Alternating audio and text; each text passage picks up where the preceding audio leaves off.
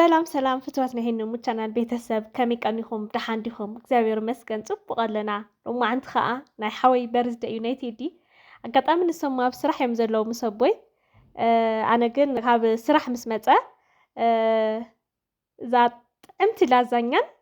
ኬክን ኣብ ገዛ ሰሪሕና ሰርፕራይዝ ክንገብሮ ሓሲብና ኣለና ማለት እዩ መጀመርታ ላዛኛ ክንሰርሕ ኢና ሽጉርትና ንቐሉ ማለት እዩ ሽጉርቲ ቅልው ኣቢልና ዘይት ጌርና ካብኡ ዝተጣሕነ ስጋ ነእትወሉ ማለት እዩ ናይ ላዛኛ ንላዛኛ ዝኸውን ኢና ንሰርሕ ዘለና መጀመርታ ኬክና ከዓ ከም እትርእይዋ ኣብ ኦቨን ኣእቲና ኣለና ትስንከተልና ኣላ ማለት እዩ ናብዛ ናይ ላዛኛና ከዓ ቶማቶ ሶስ ነእትወሉ ማለት እዩ ወይ ከዓ እዚ ናይ ቲማቲም ድልህ ዝበሃል ማለት እዩ እቲና ከዓ ንእሽተይ ንቆልዋ ብድሕሪኡ ንእሽተይ በርበረ ነእትወላ እንደገና በርበረና እቲና ከዓ ሕም ናኸደና ንእሽተይ ኣብስል ነብላ ማለት እዩ ከይመርና ከይቃፅልና ምንቲ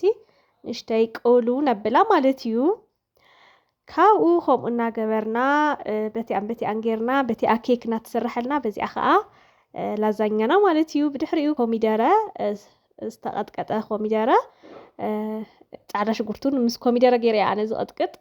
ተደሊኹም ከዓ ጻዕዳ ሽጉርቲ ንበይኖ ተእትዋል ትኽእል ኢኻ ኣነ ግን ከምኡ ለሚዳ ከምኡ ቀጥቂጠ ዘእቱ ብሓደ ገይረ ማለት እዩ ደቂሰ ብድሕሪኡ ኮሚደረ እትወቢልና ከዓ ንእሽተይ ብስል ምስ በለት ቁሩብ ማይ ነእትወላ ከይተሓፍሰና ማለት እዩ ቁሩብ ማይ እቲና ጨው እቲና ዝኣኽለና ጨው ጠስነ ነእትወሉ ካልእ መልእ ናይ ባዕልኽን ቅመም ዘዘጋጅ ክንኦ ተሃሊክን ከዓ የጥዕሞ እትብለዋ ቅመም ተእትዋሉ ማለት እዩ ካብ ከምዚኣ ጌርና ንእሽተይ ብስል ምስ በለት ነውርዳ ማለት እዩ ብድሕሪኡ እዚ ከዓ ናይ ላዛኛ ጻዕዳ ሶስ ማለት እዩ ጠስምን ሕሩጭን ማለት እዩ ጠስምን ሕሩጭን ጌርና ንእሽተይ ሕሲ ነብላ እሞ ብድሕሪኡ ንእሽተይ ሕሲ ምስ በለትካ ፃባ ነእትወላ ማለት እዩ እታ ጠስምን እታ ሕሩጭን ሕሲ ምስ ኣበልናያ ፃባ ነእትወላ ማለት እዩ ፃባ እቲና ከይትዕንክወና በብቕሩ እናገበርና ከይትዕንክወና ሕሲ ነብላ ማለት እዩ እዚኣ እውን ናብ ላዛኛ ክትኣትያ ድሓር ክብለና እተናየን ክንረአናና ማለት እዩ ከዓ ከምዚኣ ጌርና ክሳብ ክሬም ትኸውን ነብስላ ማለት እዩ ኬክና ከዓ ተሰንኪታ ወፅያ ኣላ ማለት እዩ ከም እትሪኣ ዘለኽን ተሰንኪታ ወፅያ ኣላ ብድሕሪኡ ክሬም ኣዘጋጂና ኣለና ክሬም ወቂዕና ማለት እዩ ቀኒስና ክንፅሕፈሉ እንደሊ ሰማያዊ ከለር ገይረላ ኣለኹ ማለት እዩ እታ ብላዕሊ ብልዕሊ እቲ ፃዕዳ ክሬም ክፅሕፈሉ ዝደልዮ ነገር ማለት እዩ ሰማያዊ ንለኽያ እሞ ንእሽተይ ኣብ ፍርጅ ነፅንሓ ማለት እዩ እታ ፃዕዳ ስካብ ንለኪ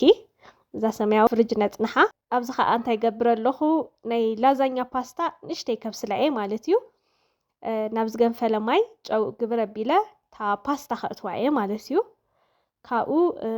ሓደ ከምኡ ኢሉ ብጥሪኡ እውን ክትጥቀምኦ ትኽእል ኢኽን ከምኡ ትጥቀምዎ ሰባት ኣለዉ ከም ዘብስል ተቢልካዮ ከዓ ዝበለፀ ጥዑም ይኾን ማለት እዩ ንእሽተይ ብስል ተብሎ ማለት እዩ ኣጋጣሚ ዝተሰባበረ ብዙሕ እዩ ነይሩዎት ኣነ ዘምፀኽዎ ቸገረ ገዛኹን መስለኒ ብጣዕሚ ብዙሕ ዝተሰባበረ ደቕ ዝበለ ፓስታ ኣይፀኒሕኒ ግን ዘይተሰባበረ ተዝኾን ከዓ ብጣዕሚ ቆንጆ ዘይተሰባበረ ተዝኾን ከዓ ብጣዕሚ ክሰርሖ ከለኻ ኣየሸግረካን ቆንጆ ምኾነ ማለት እዩ ስለዚ ከምዚኣ ጌርና ንእሽተይ በሲላ ኣላ ዓርያ ከዓ ከይተጋዓተት ነውርዳ ማለት እዩ ብድሕሪኡ ነፅፍፋ ምስ ኣፅፈፍናያ ከዓ ብማይ ዝሑል ፅሩይ ጌርና ንሓፅባ ማለት እዩ ቁሩብ ማይ ፍሰፍስ ነብለላ ብድሕሪኡ ናብ ምዝግጃውና ክንኣቱ ኢና ማለት እዩ ፓትራ ነዘጋጁ ኣነ ኣጋጣሚ ንእሽተይ ፓትራ ይብለይ እምበር ንእሽተይ ፓትራ ተዝርከብ ብጣዕሚ ፅቡቕ ነይሩ ካብኡ እታ ስጋ እቲና ዘዘጋጀናያ ስልሲ ንሳ ንፀብሓ መጀመርታ ማለት እዩ ብድሕሪኡ እታ ስልስና ንለኽያ እሞ እቲ ፓስታ ከምዚ ጌርና ንገብሮ ብልዕሊኡ ማለት እዩ ደድሕሪ እቲ ፓስታ ከዓ እታ ፃዕዳ ፀባ ጌርና ዘዘጋጀናያ ሶስ ንለኽያ ማለት እዩ ከምኡ እንደገርና ጌርና እታ ስልሲ እታ ስጎ ንገብራ ብልዕሊኡ እቲ ፓስታ ብልዕሊኡ እቲ ፃዕዳ ሶስ እናገበርና ማለት እዩ ከምኡ እናገበርና በብተራ ንለኽዮ ማለት እዩ ኣነ ከዓ ኣጋጣሚ እቲ ፓትራ ገዚፉንሲ እቲ ፓስታ ቀልጢፉ ተወዲእኒ ማለት እዩ እታ ፓትራ ንእስ ዝበለት ክትኮን ከላ ግን እናደገምካ 5 ግዜ 6 ግዜ ክትደራርቦ ትኽእል ኢኻ ማለት እዩ أنا قلت 3 جزء مسجور كوانتن باستا ياتودي أتنتا باستا كاو نسبة لباستا باترا غير كاجن وزح خدر عروت خليها ويخ أخلت خستا غير كها تزجاجوت خليها مالتيو خلت الشوك باستا جزيها خا تزجاجوت خليها مالتيو زجن باترا بتعمل سلزجازفة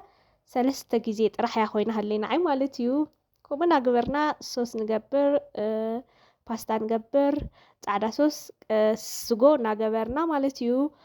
نودادو بدحريقهم تجيرنا لخاخينا مسودعنا خاء بالعلي تشيز نجبرلو مالتيو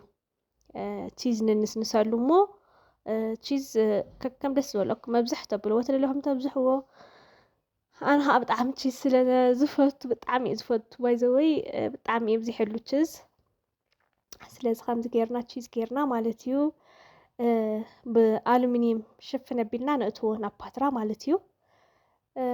تخايلو تشفنو تزي تخايلو خم إلون كبس اللي خاليو زاني العلي نطفى آخر مالتيو مهنياتو تلا على قديمو تشيز خي حرر مالتيو كيك نخا آخر مزاتري أنا زلخ كيك كاموكير ناي نمبر بدنبي أي خالنا يان عرينا بفلاي أفتر صحفان أفتر ديكور الجابران أي خالنا يان نسحق لنا هاي زول زلو تحفنا لنا نسحق زلنا بزخم ستريانا كاب بزح وت وتي خام بال أبغى زخم على خام رزق جاي حيشيلنا زكاجينا لنا مالتيو سلا سربرايز خنقول رأينا سنة تانيت دي بلتك دي ماي كونينا بنكون صغام سري ليش هلا كاتشلك هاي تما دخل لنا برزدي برزدي بنانا حمش تغير بنانا تيل حمش أفراد حمش غيره بس خذيت ودي نقر لكي طب انت كيف تسوي حلو تيدي كنت كيف تسوي حلو سحما تعدل مش موفيع انا هذا خريمه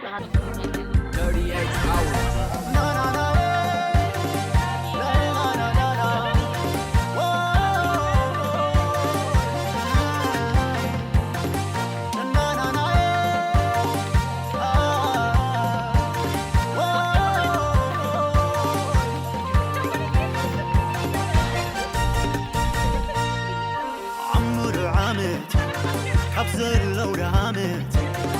فيني زغلة أساسا روحي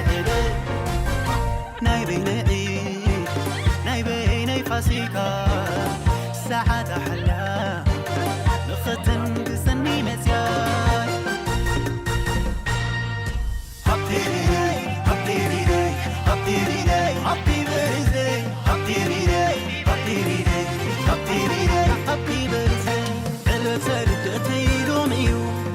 حلو لي